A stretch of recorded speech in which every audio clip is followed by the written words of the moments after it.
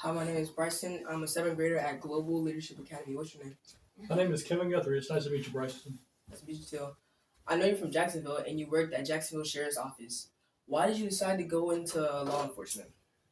So when I was in college, I was actually a music education major, and I played a lot of musical instruments, and I actually got to a point where I did not want to do that for a living. It was a good hobby, if you would, but it wasn't something I wanted to do for a living. I come from a long line of my father, my grandfather on my mother's side was in public safety. If you take my lineage all the way back to, believe it or not, all the way back to Scotland, my I think it's my 17th great grandfather was actually the Chief Justice to King James in Scotland in the 1700s. So all throughout that, I've got a big public safety career in my background. So I think it's in my genes. I think that's how I ended up going to the Jacksonville Sheriff's Office. Okay. What was your favorite thing about being in law enforcement? I think now, I think at the time, my favorite thing about being in law enforcement was obviously being able to help people in Jacksonville, and being a part of everything that Jacksonville was doing. That's when the Jacksonville Jaguars first started coming to be a football team in the city. So it was an exciting time to be a police officer. It was an exciting time to be in public safety. But I will say this today. I don't have to worry, or back then I didn't have to worry about what clothes to wear. It was always a dark blue uniform. Now I actually have to match when I go out of the house. So that's the one thing I miss more about being a police officer than anything else. Okay. How did you go from law enforcement for being the director for FDMA for the state of Florida? Yeah, so it's kind of interesting how I got to be in emergency management from being a police officer. So, as you know from your history, because I'm sure you weren't alive at the time, but in 2005, or actually, let's go back to 2001. 9/11 happened. The World Trade Center bombing, Pentagon, or I'm sorry, not the World Trade Center bombing, the World Trade Center airplane crashes and terrorism attacks there. Pennsylvania, the Pentagon, kind of shifted emergency management. I think that was a very, very unique situation that happened in emergency management. And the reason I go back to that is because that was the birthplace of Homeland Security. And Homeland Security and emergency management are not the same thing, but that's when they started to go like hand in hand. They started working together. So obviously the Patriot Act of 2003 is what codified the creation of the Department of Homeland Security. The Federal Emergency Management Agency was put over there. That had a trickle down effect to state governments and local governments that again started putting more Homeland Security emergency management together. At the time, I was at the Jacksonville Sheriff's Office, and I was actually at the Police Academy as an instructor. We had a lot of classes that came out that people had to start taking, like bioterrorism classes, how to respond to certain things. So that ended up getting dumped into what we call a portfolio. My portfolio when I was teaching at the Police Academy was like traffic, report writing. So they said, "Hey, who's going to take this on?" And I volunteered and raised my hand and said, "Hey, I'll take that on." So I ended up getting all of that emergency management, Homeland Security portfolio for initial base training while I was an instructor at the Police Academy. Fast forward to Hurricane Katrina in 2005. That was a huge failure at all kind of levels. And what ended up happening there was we sent police officers, including myself, to Hurricane Katrina. And I was with the Jacksonville Sheriff's Office on a 52-person squad that went over and helped in Picayune, Mississippi, which is right on the Pearl River in Mississippi that separates Mississippi and Louisiana. And that was the first taste that I got of emergency management, actually doing it myself in the field. I kind of got a bug for it. So that's kind of how I got to uh, going from law enforcement to getting into emergency management. Then, when I was in emergency management, I came back from that deployment.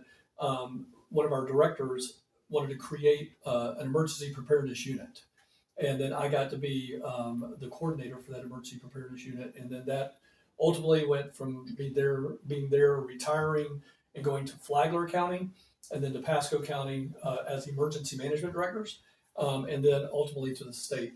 So, I've been at the state now for about 7 years doing that job. But that's my progression, if you will, from being a police academy instructor teaching emergency management things to then being a practitioner out in the field doing it, and then going to a couple of different counties, and ultimately ended up at at emergency management for the state of Florida. But it goes back to that homeland security and emergency management meld that happened after 9/11. Okay. What's the difference of FEMA and the Florida Division? So that's a great question, Bryson, because a lot of people don't know that. And there's actually another level. As I mentioned, I was the emergency preparedness coordinator for the Jacksonville Sheriff's Office. So at, right here in the city of Jacksonville, there's an emergency preparedness coordinator at the Sheriff's Office. There is an emergency management director at the city of Jacksonville, who's housed in the Jacksonville Fire Rescue Department. Then there's the state director, myself, and then there's a FEMA administrator. Right now, that FEMA administrator is an acting FEMA administrator. His name is Cameron Hamilton, and he works for President Trump.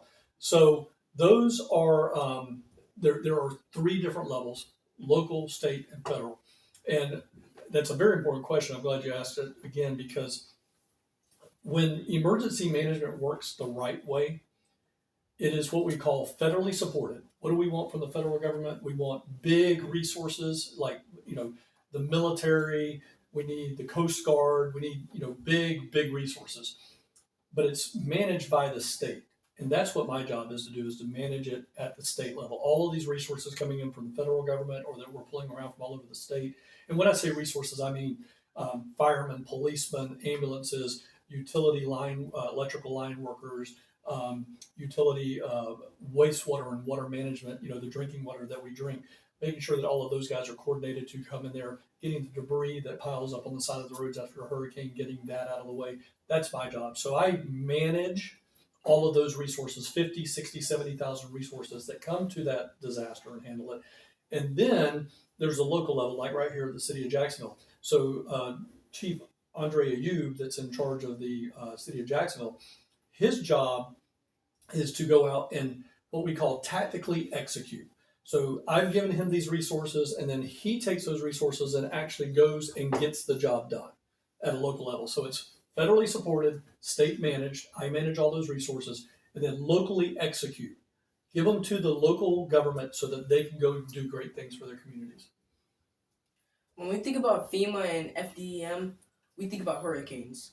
What else does FEMA and FDEM do? Again, that's a great question.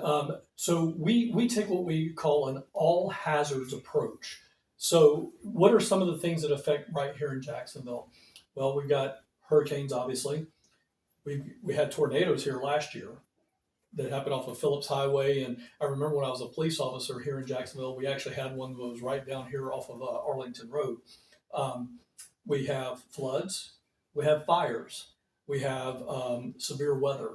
We also have things that are outside of the weather event. We have things like what we call man-made disasters. For example, about 3 years ago, we had a plane skid off the runway right here and land in the St. Johns River. So we handled those type of events. We handle the Super Bowl that came to the state of Florida. We were involved in handling the Super Bowl. We'll be involved in handling down in Miami and Orlando this year something called Copa Cup, which is a world-renowned soccer event.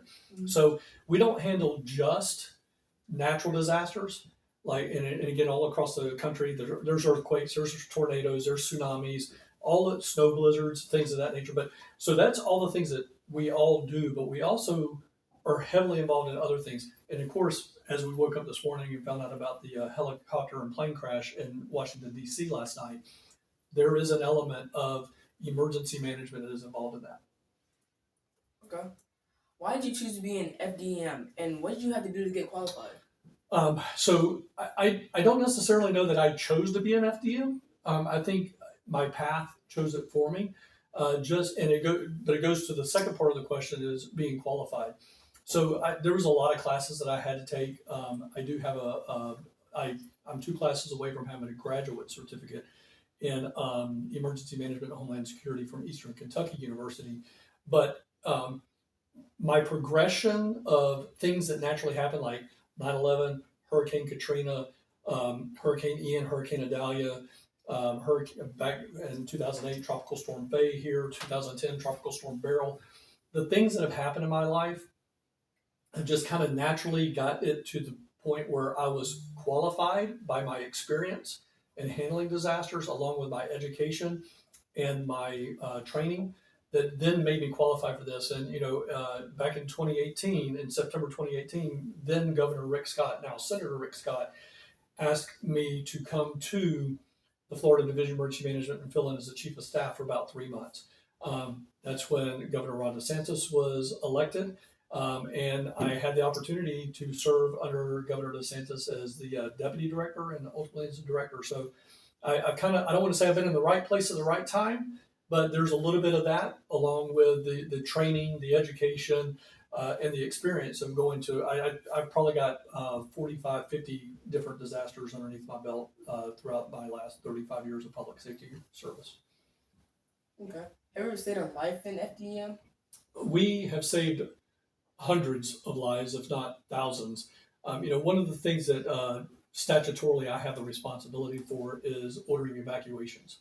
So when we order those evacuations, those people that heed those warnings and get out of harm's way, 100% we've saved those lives.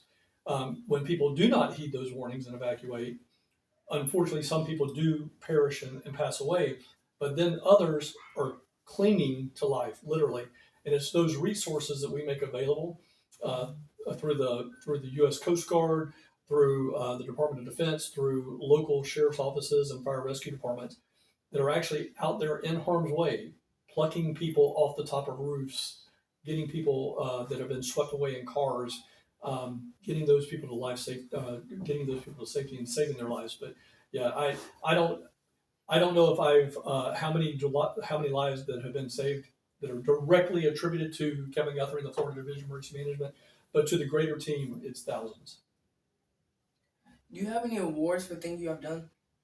Yes, I've received a few awards. In 2010, I believe it was, I received what's referred to as the Chad Reed First Responder Award from the National Hurricane Conference and the Florida Emergency Preparedness Association. I have received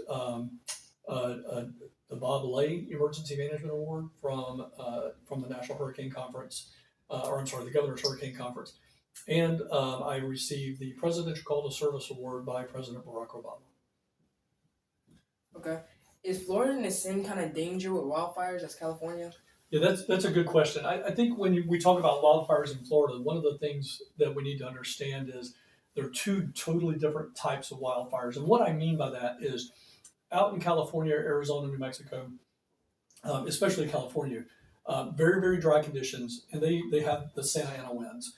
Those winds drive fires. When the fire occurs, those winds drive those fires at 60, 70, even up to upwards to 100 miles an hour. We don't have that kind of wind-driven fire here, and we also have very, very specific to Florida. When we have a wildfire, there's things called a crown fire. Crown fire is when it's in the top of the trees and it's jumping from tree to tree, like in the tall pine trees that you see all over Florida. Yeah. Then we have simultaneously, or different, we have what we call muck fires.